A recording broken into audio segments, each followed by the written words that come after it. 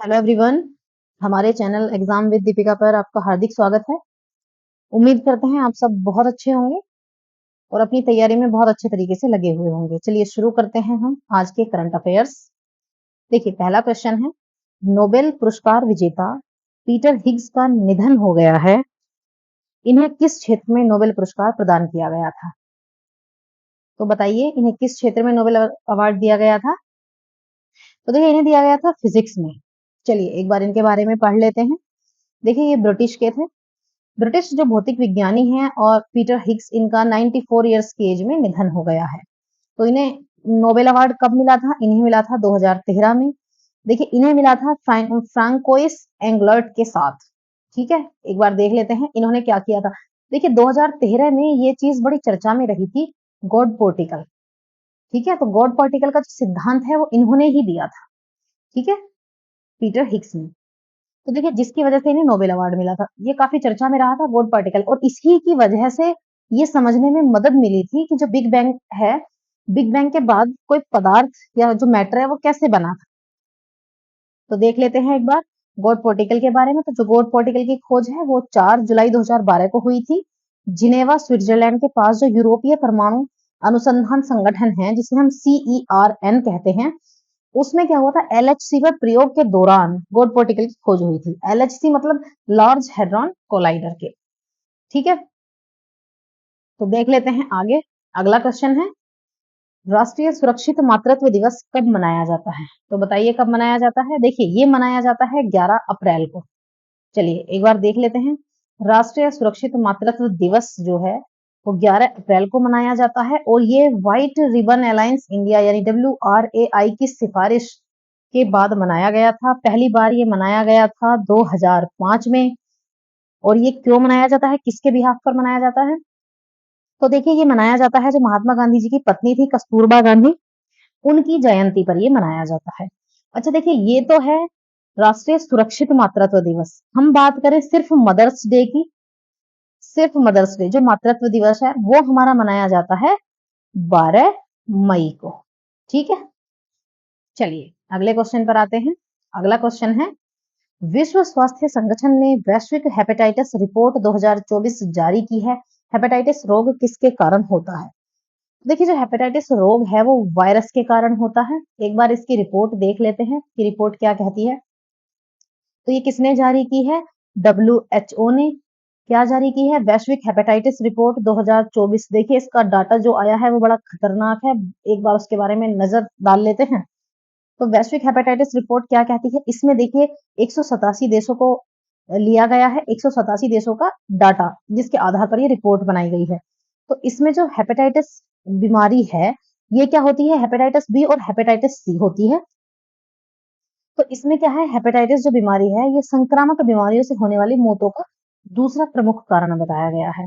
अब देख लीजिए डाटा जो कितना खतरनाक है। वर्तमान में प्रत्येक दिन 6000 लोग हेपेटाइटिस से संक्रमित हो रहे हैं। देखिए, इस वायरस से 6000 लोग प्रत्येक दिन, विश्व का डाटा है ये, 6000 लोग इससे संक्रमित हो रहे हैं। बात करें मृत्यु दर की, तो जो लगातार बढ़ रही है, और वैश्विक स्तर पर रोजाना 3500 और हर साल 13 लाख लोगों की मौत सिर्फ हेपेटाइटिस के कारण हो रही है। देखिए, इसमें क्या होता है, इसमें जो है लीवर पर स्वेलिंग आ जाती है, और उसमें वही भूख ना लगना, ये वो कई सारे रीजन हो जाते हैं, लेकिन मेन क्या है, लीवर है, ये लीवर इम्पैक्ट करता है। चलिए एक बार देख लेते हैं। हेपेटाइटिस बी की बात करते हैं। 83% मौत जो है वो हेपेटाइटिस बी के कारण होती है। हेपेटाइटिस बी हेपेटाइटिस सी के अकॉर्डिंग ज्यादा खतरनाक है। तो हेपेटाइटिस बी जो है ये बहुत खतरनाक है, जिसके केसेस में 83% जो केसेस हैं उनमें मौत हो जाती है। कहने का मतलब है, यदि 100 लोगों को हेपेटाइटिस बी है तो इनमें से 83 लोगों की डेथ हो जाती है। देखिए ये कितना खतरनाक है। और 17% हेपेटाइटिस सी के कारण हो रही है। मतलब यदि 17 लोगों को हेपेटाइटिस सी है, 100 लोगों को हेपेटाइटिस सी है, तो उसमें से 17 लोगों की मौत हो जाती है। ये आंकड़ा बता रहा है। ठीक है, अब इसमें क्या है, 2022 में क्या है, 25.4 करोड़ लोग हेपेटाइटिस बी से और 5 करोड़ लोग हेपेटाइटिस सी के साथ जी रहे हैं। ये 2022 की रिपोर्ट है। इतने लोगों को वर्तमान में हेपेटाइटिस बी और हेपेटाइटिस सी है। इंडिया की बात करें तो इंडिया का आंकड़ा है वर्तमान में 2.9 करोड़ हेपेटाइटिस बी और सी की बात करें तो 0.55 करोड़। इतने लोग प्रभावित हैं वर्तमान में हेपेटाइटिस बी और हेपेटाइटिस सी से वायरस, और ये लीवर को इम्पैक्ट करता है। चलिए अगले क्वेश्चन पर आते हैं। इसरो के किस मिशन की टीम को 2024 John L Jack Swigert junior award for space exploration दिया गया है? देखिए ये एक अवार्ड है जो इसरो की एक टीम को उसकी सफलता के लिए दिया गया है। अवार्ड का नाम फिर से देख लेते हैं एक बार। 2024 यानी 2024 John L Jack Swigert junior award for space exploration. देखिए ये जो दिया गया है चंद्रयान 3, इसरो की चंद्रयान 3 की जो टीम है उसको उनकी सफलता के लिए ये अवार्ड प्रदान किया गया है। एक बार देख लेते हैं। देखिए जो लैंडर है विक्रम और रोवर जो प्रज्ञान है, दोनों को मिलाकर भारत का जो चंद्र मिशन है चंद्रयान 3, ये कब उतरा था? 23 अगस्त को शाम 6:04 पर ये चंद्रमा के साउथ पोल पर लैंड हुआ सफलतापूर्वक। ठीक है, और जब इसके साथ ही जो भारत है वो चंद्रमा के दक्षिणी ध्रुव पर उतरने वाला दुनिया का पहला देश बन गया है। देखिए ये भारत के लिए बहुत बड़ी अचीवमेंट है। ठीक है, ये आपको पता होनी चाहिए कि बहुत बड़ी अचीवमेंट है ये भारत की। चलिए अगले क्वेश्चन पर आते हैं। क्वेश्चन है निम्नलिखित में से किस माह में गणगौर त्योहार मनाया जाता है? कब मनाया जाता है एक बार इसको देख लेते हैं। देखिए ये मनाया जाता है चैत्र में, इसके बारे में देख लेते हैं। गणगौर पर्व जो है ये चैत्र माह के चैत्र शुक्ल पक्ष की जो तीज है इसको मनाया जाता है। ये कहाँ कहाँ मनाया जाता है? देखिए जो राजस्थान और मध्य प्रदेश है उसका जो निमाड़ क्षेत्र है वहां ये मनाया जाता है। देखिए गण का तात्पर्य होता है भगवान शिव और गौर का तात्पर्य होता है गौरी पार्वती। तो देखिए शिव और पार्वती के पूजन में या उनकी श्रद्धा में ये जो त्योहार है ये मनाया जाता है, जो इसे सौभाग्य का प्रतीक समझा जाता है। चलिए अगले क्वेश्चन पर आते हैं। किस कंपनी ने भारत का पहला निजी पृथ्वी अवलोकन उपग्रह, जिसे हम शॉर्ट में कहेंगे TSAT-1A, लॉन्च किया है? तो देखिए ये लॉन्च किया है टाटा ने। एक बार देख लेते हैं। टाटा सन्स की जो सहायक कंपनी है ना, यह है टाटा एडवांस सिस्टम लिमिटेड। इसने सेटेलॉजिकल के सहयोग से क्या किया है? भारत का पहला निजी पृथ्वी अवलोकन उपग्रह, जिसे हम TSAT-1A कहेंगे, ये लॉन्च किया है। ठीक है, तो ये टाटा ने किया है। इसको देख लेते हैं। TSAT-1A जो उपग्रह है इसको फाल्कन 9 रॉकेट द्वारा Kennedy space centre Florida America से लॉन्च किया गया है। ठीक है, ये पृथ्वी की निचली कक्षा में स्थापित किया गया है इसे। चलिए अगले क्वेश्चन को देख लेते हैं। क्वेश्चन क्या कहता है? चर्चा में रहा प्रोजेक्ट सी बर्ड। देखिए चर्चा में रहा प्रोजेक्ट सी बर्ड निम्नलिखित में से किससे संबंधित है? तो देखिए ये संबंधित है भारत के पश्चिमी तट में ग्रीनफील्ड नेवल बेस से। इसके बारे में देख लेते हैं एक बार।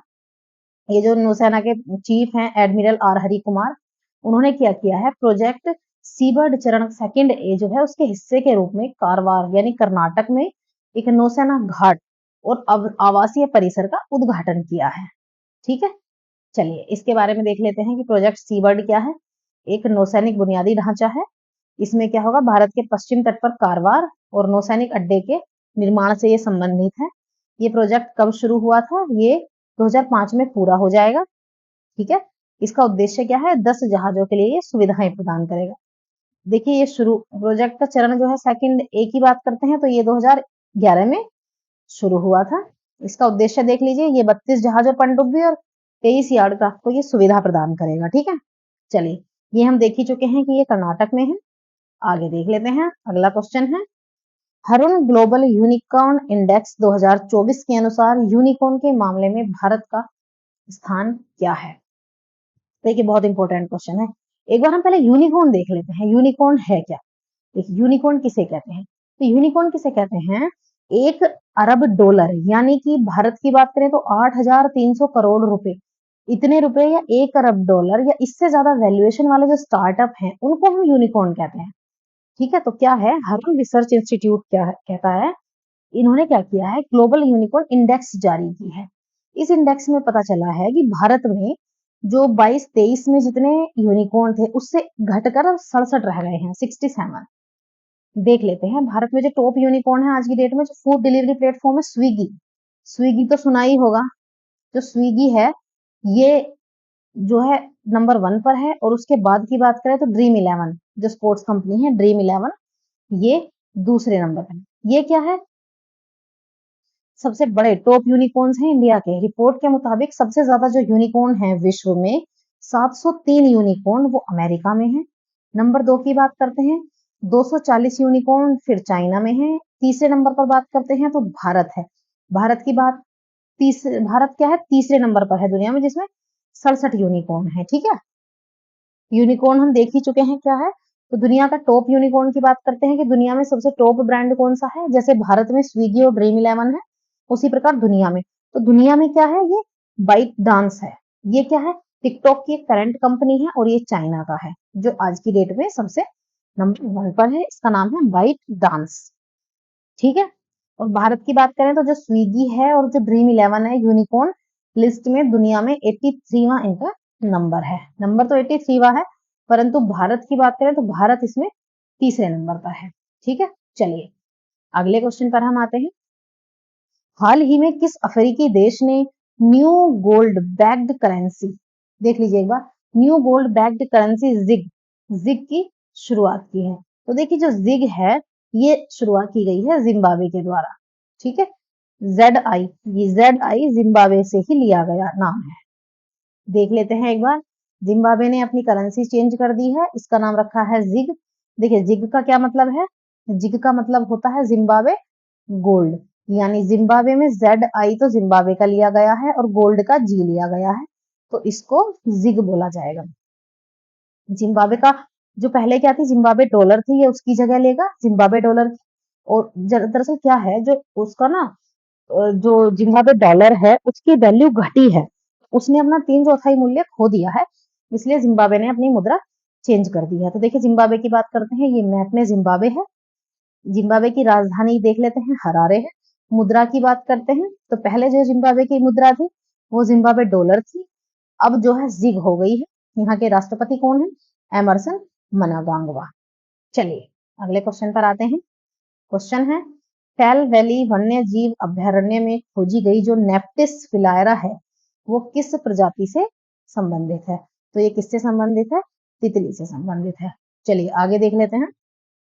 देखिए अरुणाचल प्रदेश के जो टेल वैली वन्य जीव है ये यहाँ पाई गई है इस अभ्यारण्य में।